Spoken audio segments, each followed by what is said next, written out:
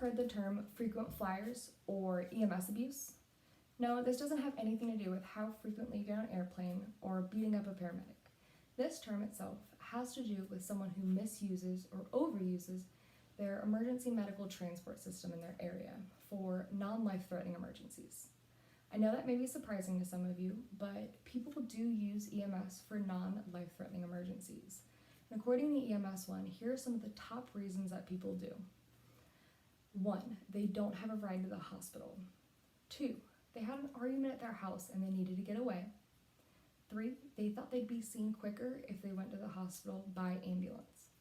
4, they wanted their family to know that they were sick, and how else besides taking an ambulance would show that? Last one is they needed a prescription refill. Some of those may not sound so bad to people, but when you think about it, if you were using an ambulance for one of those reasons, it takes an ambulance away from someone who's having a heart attack or a stroke who truly needs an ambulance then and there. I think it's important to know why that we think that there's an increase in EMS abuse recently. Definitely think we have a weakened definition of what a true emergency is. Also in 2019, most of us have that I want it now mentality. It's hard to wait for things, and I understand that. But sometimes waiting is a good thing, especially in the medical field. It means you're not as sick or as hurt as you truly think you are. I also think we have an ability to say no because we have a fear of legal liability.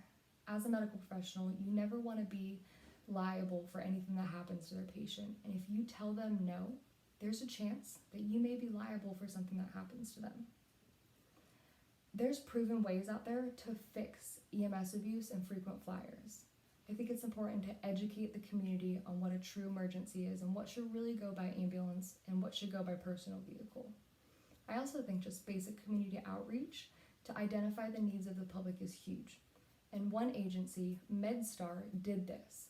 An EMS One agency article about this, they showed that they took 186 of their frequent flyers and enrolled them to their program where they did in-person and telephone-based support to help with their needs.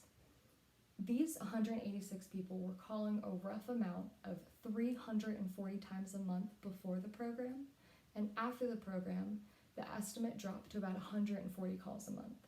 That's a significant difference. No medical professional is going to tell you to not call an ambulance if you need one. But next time you call 911, think about if you truly need them or not.